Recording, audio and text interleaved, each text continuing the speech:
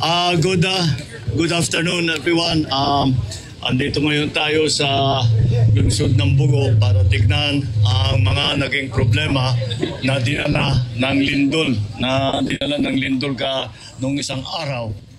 At ang pinakamalaking damage na dinala ng lindol ay infrastructure damage, mga building.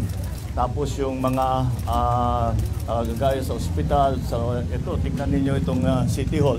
Ganyan talagang naging effect. Kaya nahirapan kami ng kaunti dahil wala kaming pagpupuntahan, wala kaming paglalagyan ng mga na-displaced na pamilya dahil hindi tayo nakakasiguro sa mga evacuation center.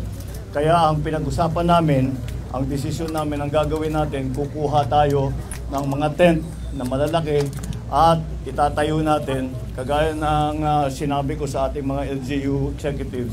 Ito yung mga tent ng Red Cross na ginamit nung COVID. At ito ay mabilis itayo at kahit umulan, hindi problema. Kaya yun ang dadalhin namin dito sa ngayon. And we will then, doon sa kung saan nilalagay yung gagawa ng tent city, kung tawagin, ay lalagyan din natin ng siyempre lahat ng facilities. Titiyakin natin na may food supply, may water supply, may kuryente kung kailangan mag-genset, kung ano man ang pangangailangan ng tao ay titiyakin natin na meron. But yung we can announce, yung number one, yung kuryente, I am assured by the Department of Energy Secretary Sharon Garin that Bogo will have electricity complete for the entire city by the end of today. Bukod pa doon, yung dinaanan naming ospital na nasa labas pa lahat ng pasyente, ang DPWH nakapagpadala na ng mga engineer, tinignan yung ospital at ngayon clear na nila, safe na yung ospital, pwedeng ibalik sa loob ang mga pasyente na. Ang ospital dito hindi naman nawalan ng kuryente dahil may genset at kaagad prioritize ng Department of Energy na magka-connection kaagad. So that's those are the tapos kapag magre-release kami ng konting tulong both from the Office of the President, yung aking the amounts that I enumerated earlier, both from the Office of the President and in the form of LGSF or Local Government Support Fund. In the amounts of 150 million for the province, 75 million for the other towns, and maybe smaller amounts for those depending on the need. And I assured all of our local executives that this is not, hindi ito minsanan lang. Pag-alis, baka naman isipin nila na pag-alis namin dito tapos na lahat. Hindi.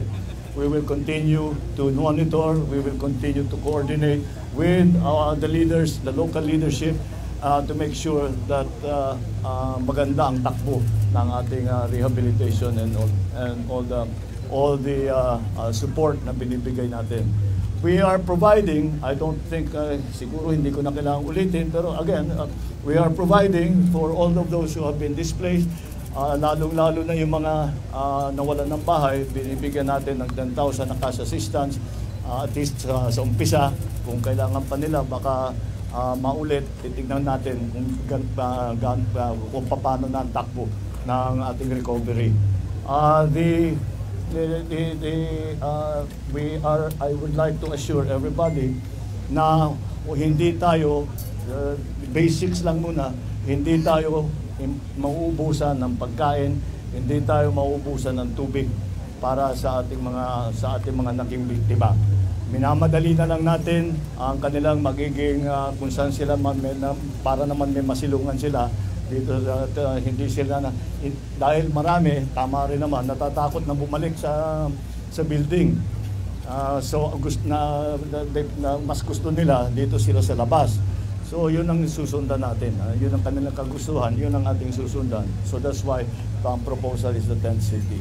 So this ongoing recovery program will continue until we are satisfied na lahat ng naapektuhan ay nabigyan na ng basta't may kinakain na, may tinutulugan na, may pinupunta na yung mga commercial enterprise ay tumatakbo na. That's the important part. So ganon ang naging situation dito sa Cebu. Yan ang situation in the other towns of Cebu. We will continue to monitor and we will continue to assist. Thank you very much. Good